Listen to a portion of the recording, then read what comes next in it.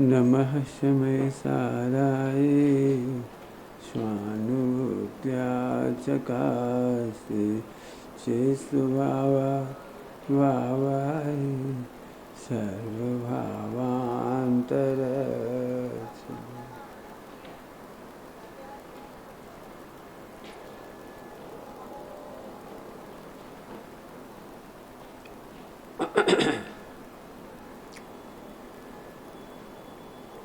छंद तो बहुत सारे हैं, लेकिन मुझे तो अमुक अमुक पढ़ा करके आपको प्रेरणा करनी है कि आप पढ़ें।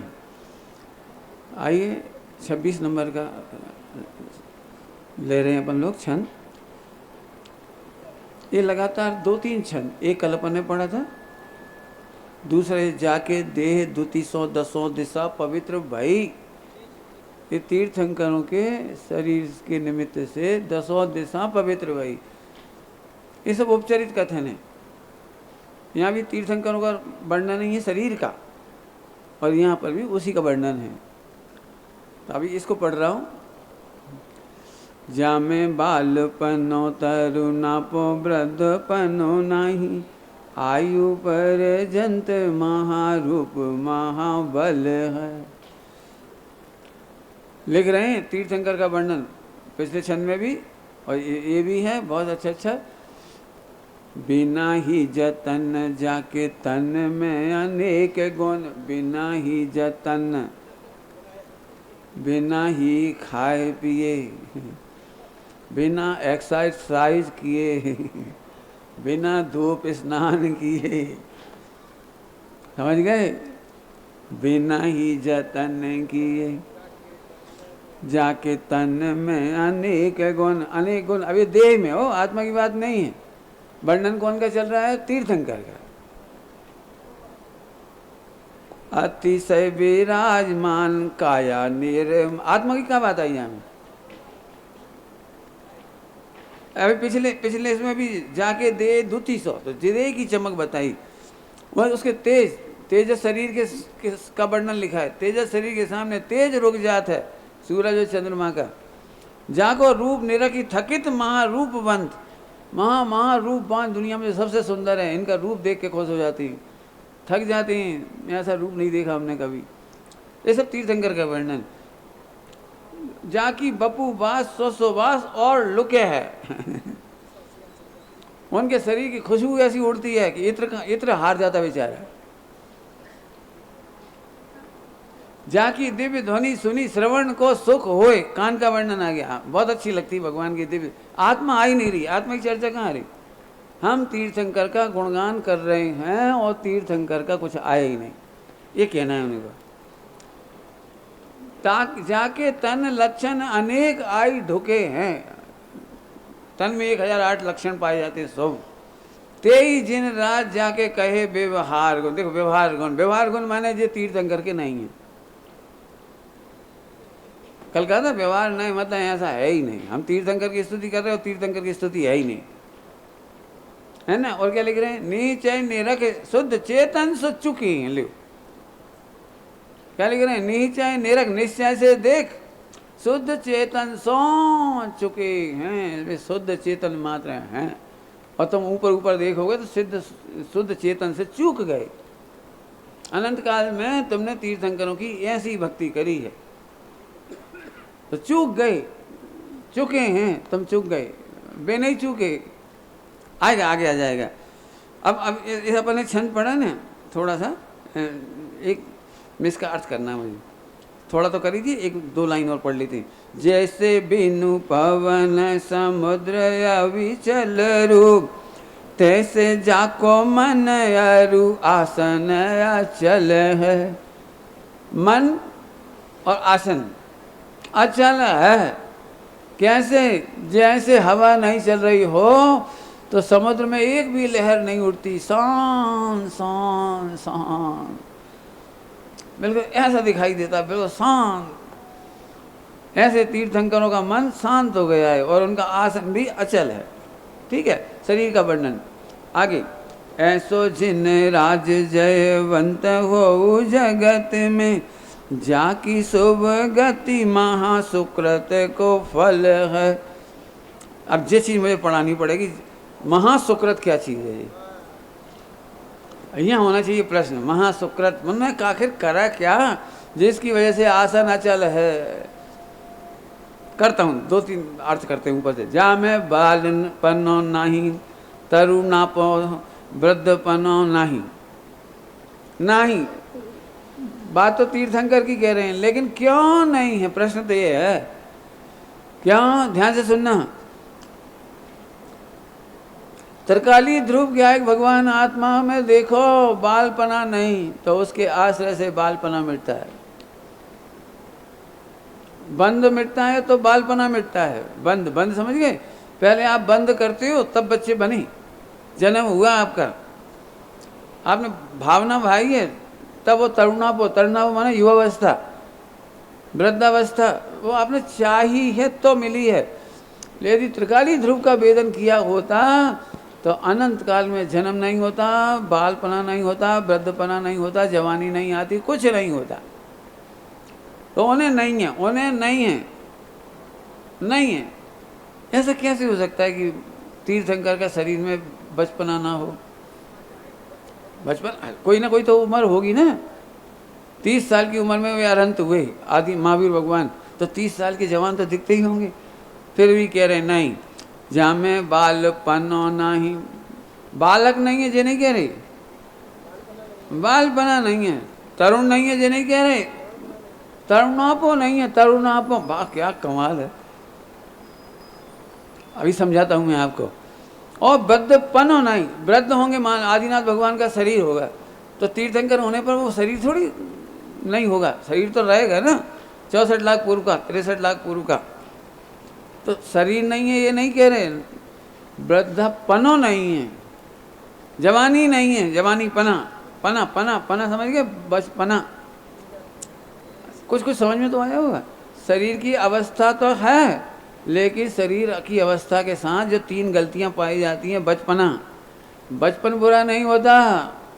अब बोलो, बचपना बुरा होता है। ये पंडित जी बहुत बचपना करती, बता लो इतने बाल सफ़ेद हो गए लेकिन बचपना नहीं गया। अब तो समझ में आ गई थोड़ी सी। क्या गजब है, 8 वर्ष की उम्र वाला भी कोई तीर्थंकर हो तो शरीर तो छोटा सा दिखाई देगा, लेकिन बचपना दिखाई नहीं देगा। क्या गजब है। मुनिराज होते ना, मुनिराज 8 वर्ष की उम्र में दीक्षा ले ली, 11 वर्ष की उम्र में दीक्षा ले ली, बचपना चला गया। ऐसे नहीं है कि वे पीछे का मंडल चले जा रहे थे, गांव के मोड़ा मोड़ी आंटी खेल रहे थे, वे वहीं बैठ गए। बचपना है, ये बचपना है, बचपना है। वे बच्चा खजू खेल रहे थे गेंद, क्रिकेट विकेट, तभी तुम्हारी नज़र रुक जाती है। कोई को क्रिकेट की रुचि हो तो वहीं खड़े हो गए, अच्छे से खेल रहे थे, अरे बढ़िया चौका छक्का मार रहे मोड़ा मोड़ी गाँव के, तो तुम खड़े हो गए। ये तुम्हारा बचपना है। 8 वर्ष का बालक, 11 वर्ष का बालक दीक्षा लेकर के पीछे कमंडल लेकर निकला, तो वो ऐसे नहीं रुक गया कि चलो अब देख तो लें, एक गेंद और देख लें। ये बचपना है। जवानीपना समझते हो? जवानी में होने वाले दोष उसको कहते हैं जवानीपना। जब देखो जब मन चंचल, जब देखो जब मोबाइल, जब देखो जब कोई देख रहे हैं, जब देखो किसी को बातें करने लगी, ये नहीं होता। बहुत अच्छी भाषा में कहो तो सील की मर्यादा का पालन करते हैं, ये जवान पना है। पना पना नहीं है, जवान पना नहीं है, माने दोष नहीं है। महिलाएं बैठी भाई में से निकल के घुस के, ये बचपना है। कायदे से पुरुषों को निकलना नहीं चाहिए, निकलना नहीं चाहिए बीच में से। अचानक कुछ बात हो व्यवस्था बीच में निकले ना, नहीं निकलना चाहिए। आप कोई कल्पना करो महिला इसमें से निकले, ब्रह्मचारिणी बहन निकले, कैसा लगेगा? ये बचपना कहलाता है। सील की मर्यादाओं का पालन करने से बचपना खत्म होता है, तरुणापो खत्म होता है सील का पालन करने से, और वृद्धपनो खत्म होता है। वृद्ध लोग होते हैं, वृद्ध उन्हें कभी फर्क ही नहीं पड़ता, बिहार कहीं घुस जाए, ऐसे कैसे घुस जाए? कपड़े ही मर्यादित नहीं पहनते, घर में बहुएं बेटी हैं सब कच्ची में चड्डी में घूम रहे। ऐसा मैंने जगह दृश्य देखा सच्ची, मैं तो तब सब लिखा वो सील की मर्यादाओं में, तब लिखा उसको। हम जहाँ ठहरे थे वहाँ घर के ठीक सामने, परिवार तो जैन नहीं था, अबे बुजुर्ग 60-70 साल 80 साल के, 70-75 साल के, और गर्मी के दिन और चड्डी पहने ऐसे घूम रहे। अब सुबह सुबह बहुएँ आई, नहा धो करके जैसे मंदिर से आई जहाँ से भी, उन्होंने उनके पैर छुए और बड़ा बेकार दृश्य लग रहा है वो देख क्या। नहीं, ये वृद्धपना की दोष है। वृद्धपने के बहुत सारे दोष हैं, अभी एक आध नहीं बता रहे, ये तो मैं तो काम की बात बता दी, सील की 9 बाढ़ मर्यादा वाली। वृद्धपने में बहुत सारे दोष हैं, पछता है नहीं और खाते जाते। मुनिराज ऐसा नहीं करते हैं, पछता जान पचाइए, पछता जान ग्रहण कीजिए, ये वृद्धावस्था के दोष कहलाते हैं। पचने का लीवर में ताकत नहीं हो, इच्छा खूब होता है, लेकिन मुनिराजों में नहीं होता। तो तीर्थंकर की बात चल रही है, अब तो समझ गए मैं थोड़ा बहुत। क्यों नहीं है, प्रश्न है क्यों? त्रिकाली ध्रुव स्वभाव बहुत मैच्योर है और उसे देखने वाली पर्याय भी मैच्योर होती है। उसे देखने से बालपना मिटता है, बालपना ही नहीं मिटता, बाद में तो बाल अवस्था भी मिटती है, जन्म जरा मृत्यु मिट जाती है, वृद्धपना मिटता है। वृद्ध तो रहते हैं, वर्धमान, वर्धमान नाम पड़ा है ना, वर्धमान गुणों में वर्धमान होते हैं, निर्मलता में वर्धमान होते हैं, संबंध निजता में वर्धमान होते हैं, मुक्ति में पूर्णता होती है, वो तो होती है। लेकिन ये वृद्धावस्था, ये जो दिखाई दे रही शरीर, ये नहीं होता। क्यों नहीं होता? त्रिकाली ध्रुव गायक भगवान को अनुभव करने वालों को ये सब नहीं होता। बराबर, ये अर्थ किया अपन ने। आगे चलो, और क्या कह रहे थे इसमें से?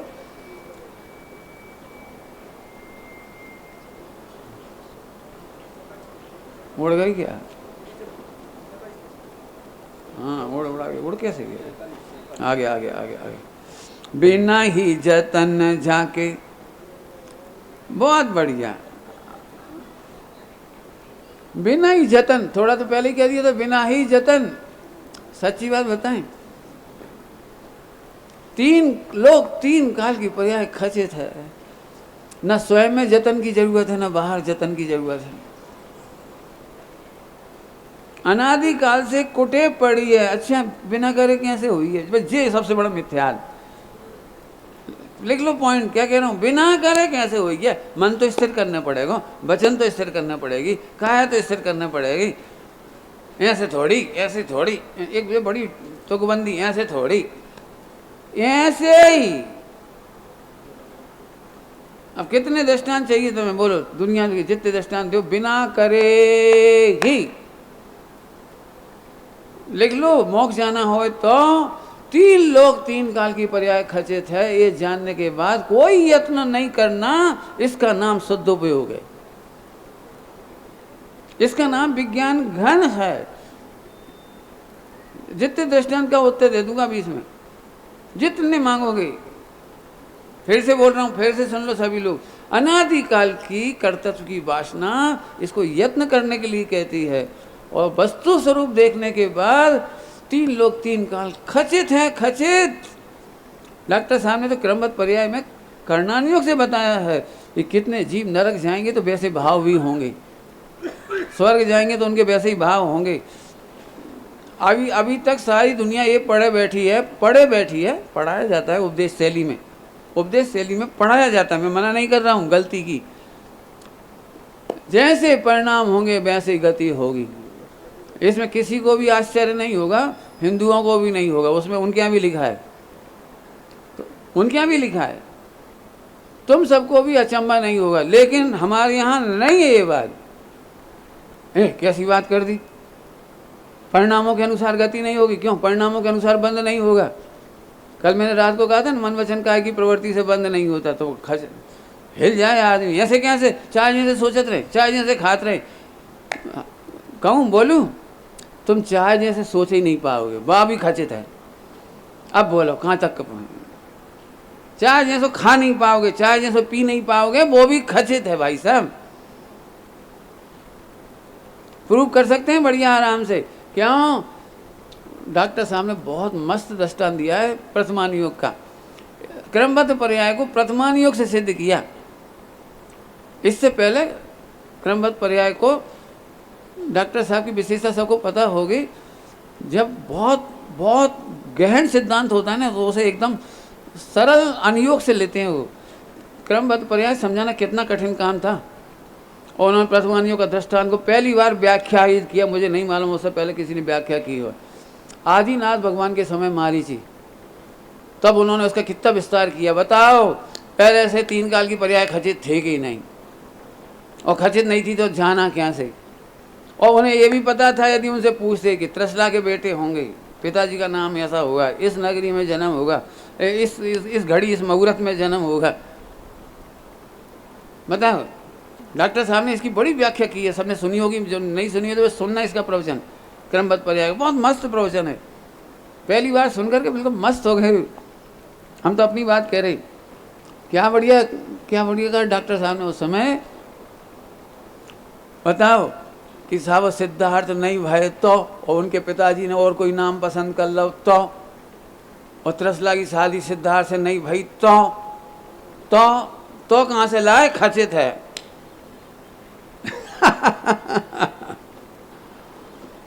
तुमने अपने बच्चे का नाम रखा है ना, बहुत मेहनत कर कर आ गए, मंथन करके हमने अपने पप्पू को नाम टिंकू रखो।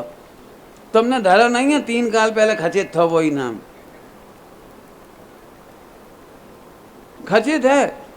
फिर से बोलूं, सुनना जरा, मेहनत की बात है। सारी दुनिया को लगता है मन वचन काय के परिणामों से बंद होता है, और क्रमबद्ध पर्याय ने उलट दिया उसे कि नहीं, 3 काल के बंद भी खचित हैं, उदय भी खचित हैं। तुम बिल्कुल बिल्कुल तो फिर हमारे हाथ में कछू रहो ही नहीं। पंडित साहब कहते हैं तेरो हाथ कहाँ है, पंडित साहब का तुम्हारा हाथ कहाँ है जो खचे, तुम कह रहे हमारे हाथ में कछू नहीं है। हाथ ही तुम्हारे नहीं है भले आदमी। सुन, आत्मा के हाथ पांव ज्ञान दर्शन है, और ज्ञान दर्शन का काम आनंद करना है, ये उसके हाथ में है। पूरे जिन शासन की पढ़ाई का रिजल्ट है कि तू आनंद कर। अनादि की वासना पड़ी, कर्तव्य की, यत्न करने की, यत्न, फिर कह रहा हूँ यत्न करने की। मैं यदि प्रवचन करूँगा ना तो बहुत नाराज हो गए आप। मैं पहले इसलिए कह देता हूँ आपको नाराज ना हो, इसलिए पहले से ही। प्रथमान योग पढ़ के देखो, खचित होने से महाज्ञानी होने पर भी उन्होंने उपदेश नहीं दिया, क्योंकि उन्हें मालूम है ये पर्याय नहीं रुकेगी। प्रद्युम्न का हरण हो गया है, और प्रद्युम्न वापस नहीं लाए जा सकते। मुझे पूछ लेना चाहिए था ना कैसे लाएं, एड्रेस तो मिल ही गया था, एड्रेस तो मिल गया था ना नारद जी के द्वारा। सीमंदर भगवान विदेश क्षेत्र में जाके खबर पड़ गई थी, बता देते। पूरे प्रथमान योग में एक भी पर्याय पलटने की विधि केवली भगवान ने नहीं बताई। और धन्य है वे श्रावक जिन्होंने मन पर्याय ज्ञानियों के और अवधि ज्ञानियों के शुद्धोपयोग का घात ना हो जाए, इसलिए उनसे पूछा ही नहीं, पूछा भी नहीं। क्या कह रहा हूं, पूछ लेते ना। देखो, विद्याधरों का जमाना था, अंजना विद्याधर की बेटी थी, और विद्याधर से शादी हुई थी, और विद्याधरों के लिए मिनटों में जाना आना, पत्र भेजना, पत्र समाचार बुलवाना आसान था कि नहीं था।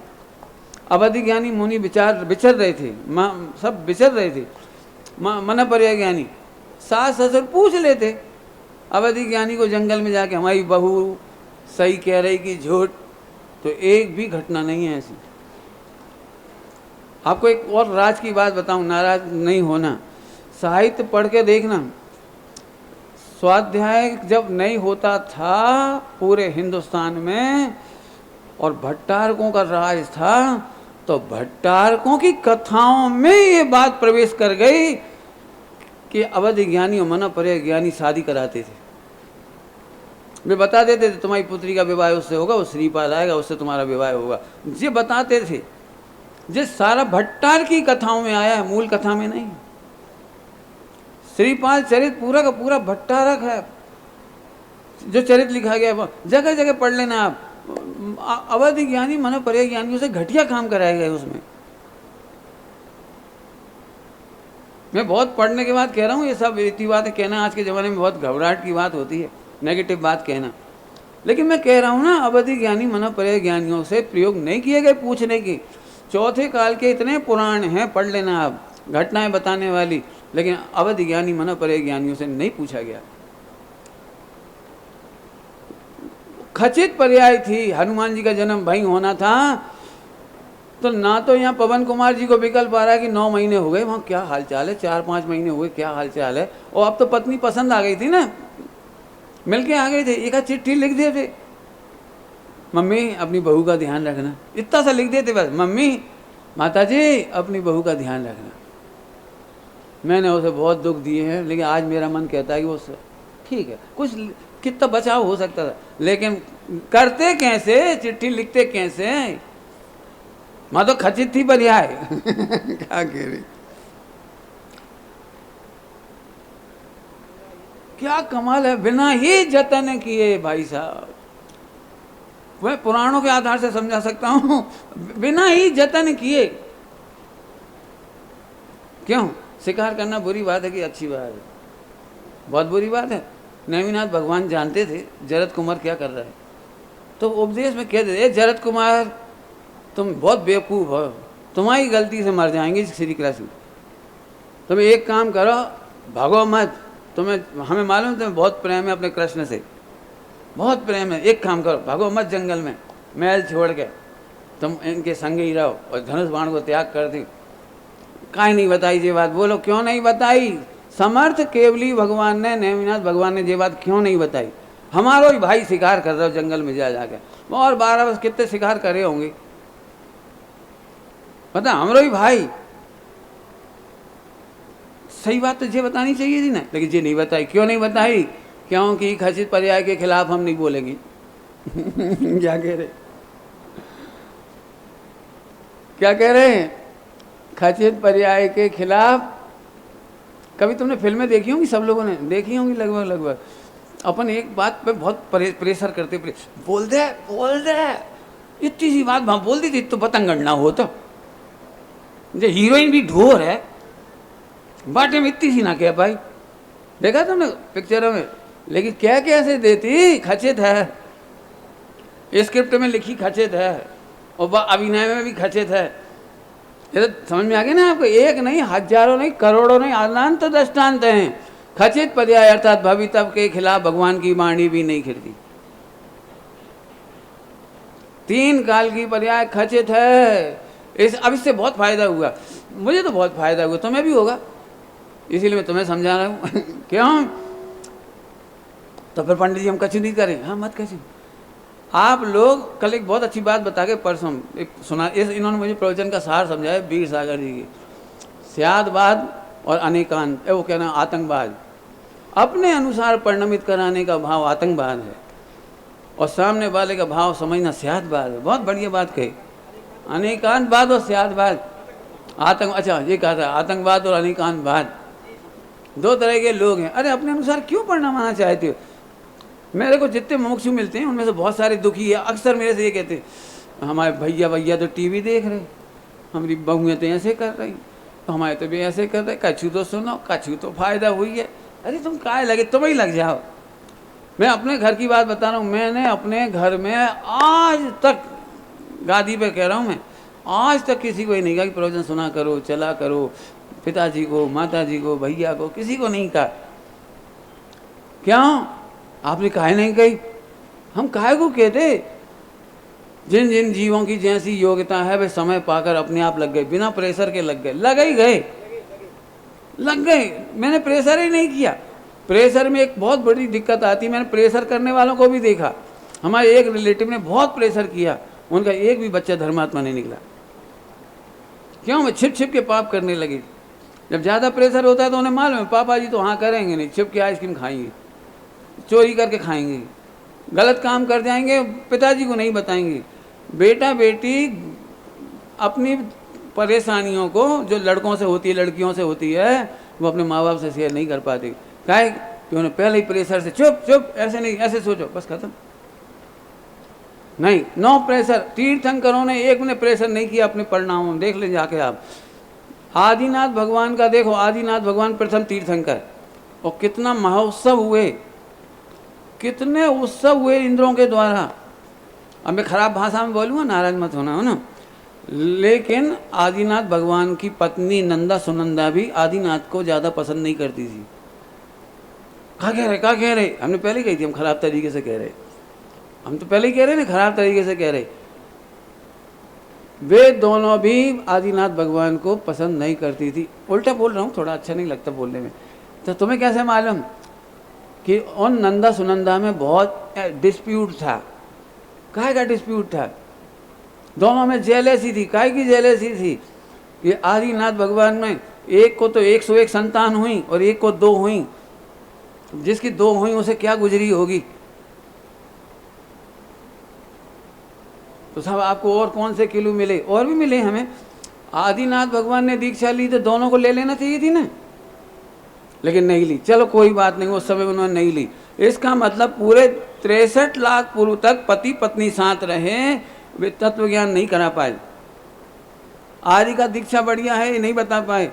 आहार दान की विधि तक नहीं सुनी उन्होंने। दोनों ने आहार दान के बारे में नहीं सोचा। 1000 बरस एक बार भी आहार दान नहीं कराया नंदा सुनंदा ने। नहीं, पत्नी को नहीं लगना चाहिए। दीक्षा लेकर गए हैं तो अब आहार भोजन हम खा रहे और उनका क्या हुआ? कोई होश नहीं है 1 साल तक। चलो केवल ज्ञान हो गया, अब तो ले लेते। दिव्य ध्वनि सुनने के बाद अब तो ले ले। अभी भी नहीं लिया, अभी भी नहीं लिया। बाद में उनको अपने बच्चे लड़के बड़े प्रिय लगते थे। लड़के बड़े प्रिय लगते थे। जितने दीक्षा लेके चले गए वे उतने अच्छे नहीं लगते थे। सब दीक्षा लेके जा चुके थे।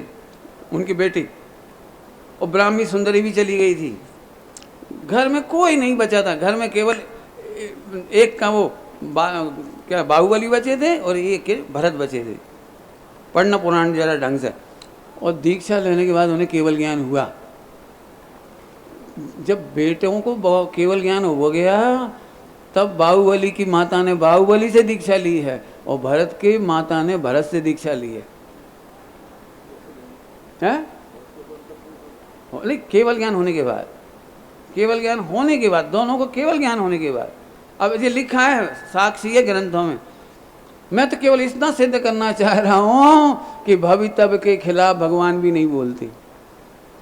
भवितव्य के हेर फेर करने के उपदेश ही नहीं देते। और हम मुमुक्षु हैं। यदि ये हमें समझ में आ जाए आज, आप इतने आनंद में रहोगे। पत्नी अपने सोचने के लिए स्वतंत्र है, बच्चे अपने सोचने के लिए स्वतंत्र हैं, सब अपने स्वयं समय में क्रमबद्ध पर्याय के अनुसार मोक्ष में जाएंगे। आज से हम 3 लोग 3 काल के प्रति निर्भर हो गए। हमें किसी को तारने का विकल्प नहीं। कोई जल्दी चला जाए, कोई देर से चला जाए। कोई जल्दी दीक्षा क्यों ले रहा है, कोई देर से क्यों ले रहा है, कोई आत्मज्ञान जल्दी कर रहा है कि देर से कर रहा है। कितना निर्विकल्प हो गए। बिना ही जतन किया ना अपने परिणाम सुधारने के लिए कुछ करते हैं और न दूसरों के परिणाम सुधारने के लिए कुछ करते हैं। तो सब आप लोग काहे शिविर लगा रहे और आप लोग काहे प्रवचन कर रहे? बिना ही जतन किए। हम तो ज्ञाता दृष्टा हैं। भगवान से पहले पूछ लेते थे शिविर लगेगा। मैंने तो बहुत साल कोशिश करी है, 20 साल यहाँ शिविर लग जाए। जब जब आया मैंने शिविर की प्रेरणा करी, लेकिन वो नक्षत्रों का योग तो वही बनना था। सब वही बनना था। हम क्या कर रहे हमारे करने से कुछ नहीं होता। जब हम पीठ मत ठोको। हम एम्बेसडर। काय के एम्बेसडर? बहुत दृष्टांत हैं, बहुत, एक नहीं अनंत। सर सेठ हुकुमचंद जी अंदर में बहुत नम्रीभूत रहते थे। सब उनकी तारीफ करते थे। सबसे बड़ा बिजनेस था उनका। पूरे इंडिया में पहला उद्योग लगाने वाले थे सर सेठ हुकुमचंद जी। स्टील फैक्ट्री अंग्रेजों के ज़माने में लगाई थी कलकत्ता में। उन्होंने जूट के व्यापार, जूट की फैक्ट्रियां लगाई थी वहाँ पे कलकत्ता में, जूट की। वो सबसे पहले अंग्रेजों के ज़माने में। अंग्रेजों को सबसे ज़्यादा क्या कहना चाहिए, अय्यासी करना हो तो उनके लिए एक पूरा इंद्रबाग बनाया था। वो जो स्त्रियाँ बनी थी ना पूरी पुतलियाँ नग्न, उनके लिए बनाई गई थी वो। अब तो ढांक ढूंढ दी, हटा भी गई। अब तो पहले हम बहुत पढ़ी रही वो, उनकी अय्यासी के लिए। और इतना संबंध था अंग्रेजों से उस जमाने में, 1920-21 इतने संबंध थे। लंदन के स्टॉक एक्सचेंज में, शेयर मार्केट में उनकी फ़ोटो भी लगी थी। फ़ोटो लगी थी उनकी सर सेठ हुकुमचंद जी की।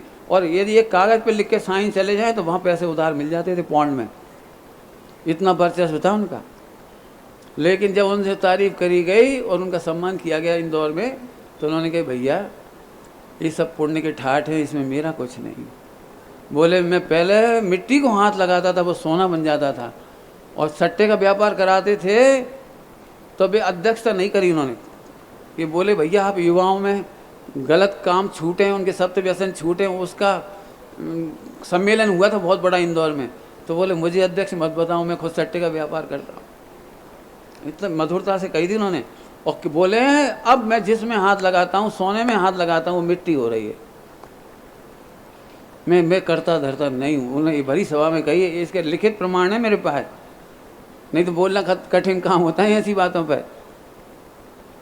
क्या बोल रहे समझ में आ रहा है? 3 काल की पर्याय खचित है, तुम बिल्कुल स्वयं पर की चिंता नहीं करो।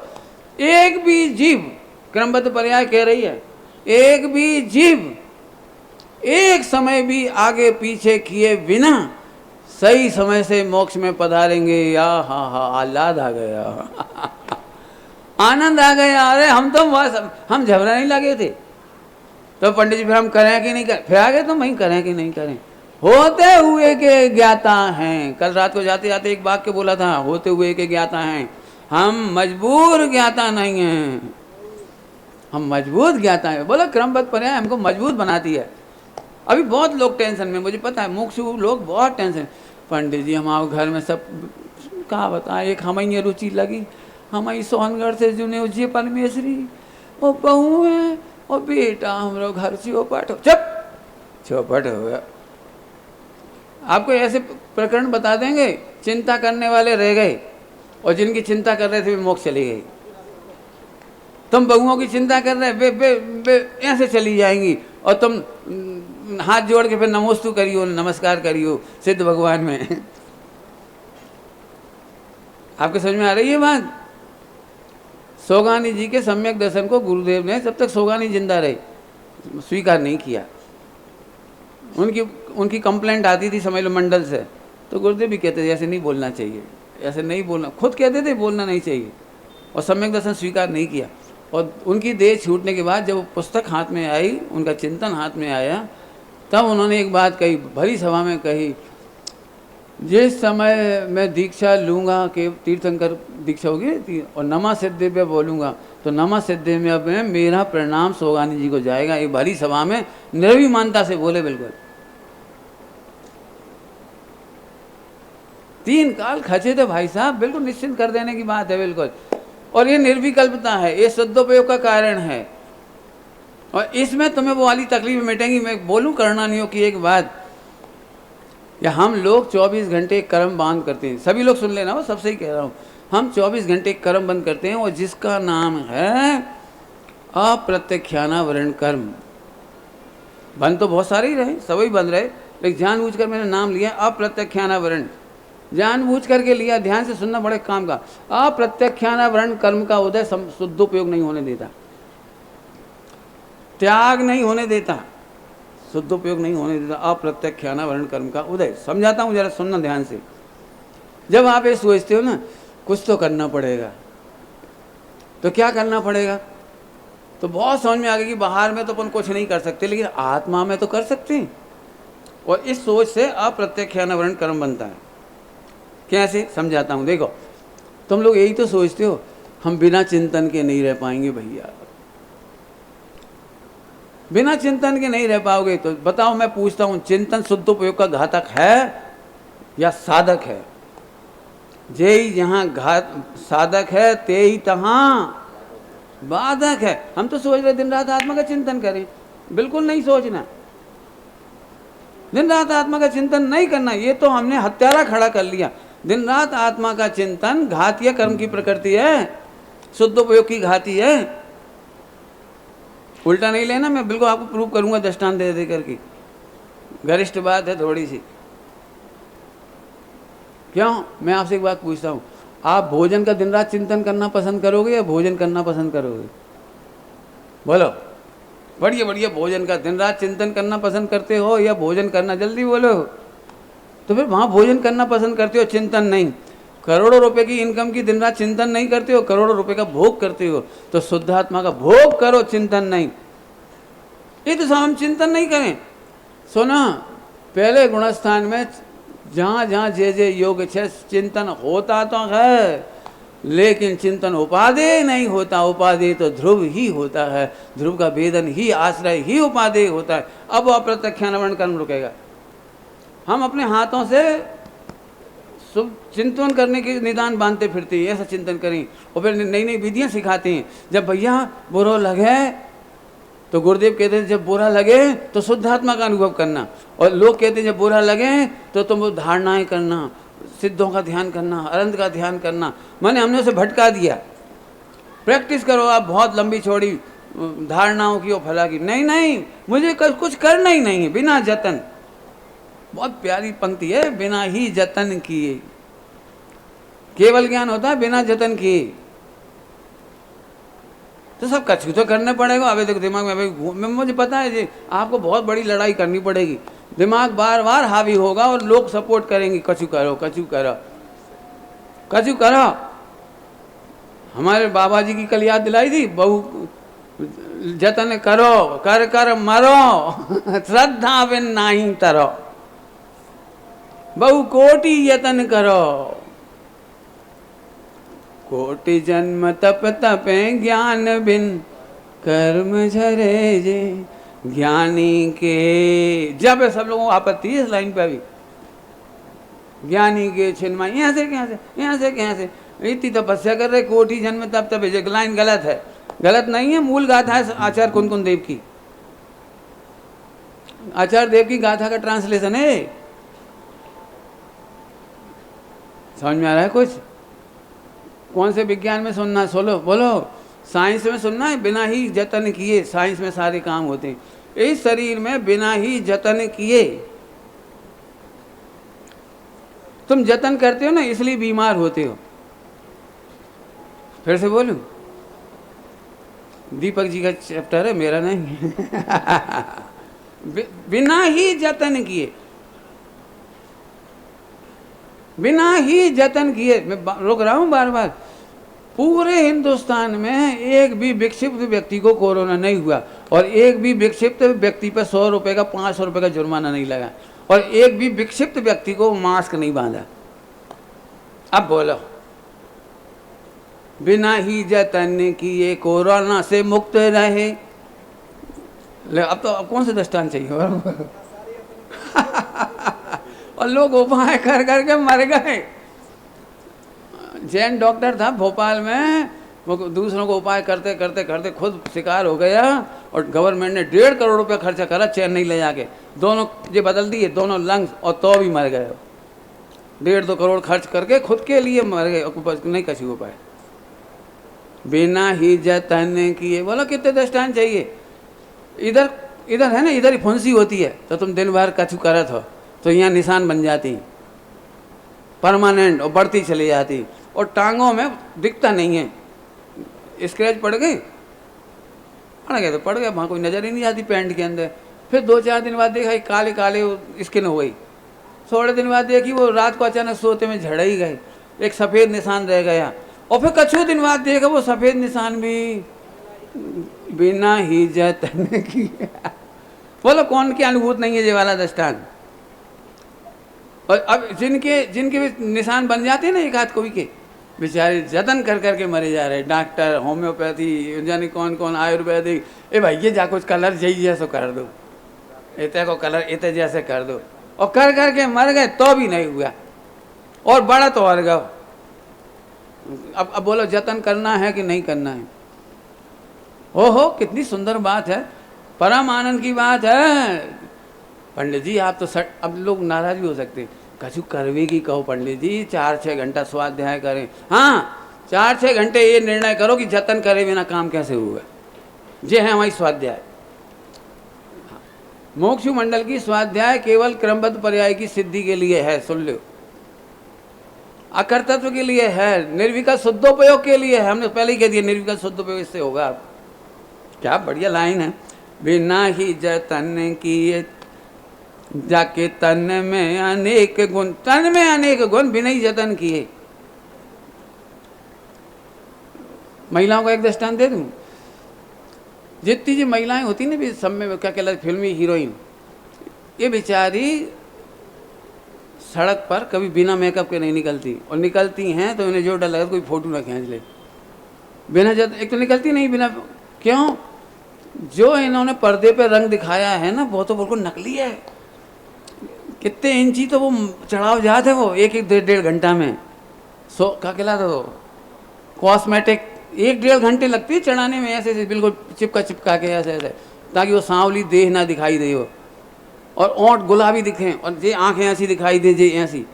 उन सबकी ऐसी 12 बजती है, जो लगा लगा के 12 बजती है 12। एक भी हीरोइन की शकल सूरत वो प्रसाधन के बिना देखो तो ऐसी बुरी लगती, पूछो नहीं।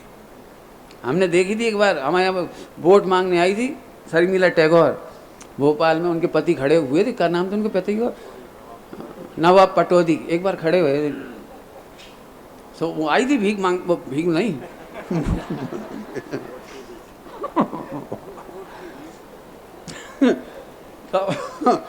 तो सब महिलाओं को रहता ना, शर्मिला टैगोर आ रही, तब सब महिलाएं एकदम हल्ला मच गया, सब उस पर आ गया। था हल्ला मचा, तो शोर में हमें भी सुनाई पड़ा, हमें भी पता लगा शर्मिला टैगोर आई, था हमने भी देखा खड़े होकर के, ये भाग्या ऐसी।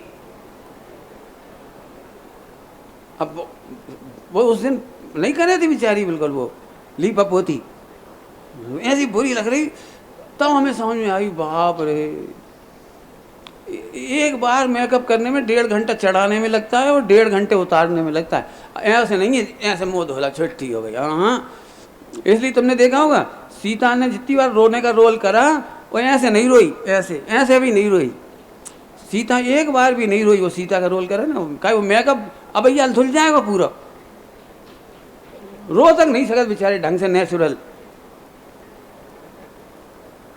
हमने देखी सीता की रामायण वो पहले वाली अरे समझ में आ रही बात, यतन करने से ओंठ खराब हो गए, बिल्कुल काले कट्ट हो गए सारे, ये पूरा चेहरा बिगड़ गया जतन करने से। और बिना ही जतन किए असली सीता जी के ओंठ बिल्कुल गुलाबी थे।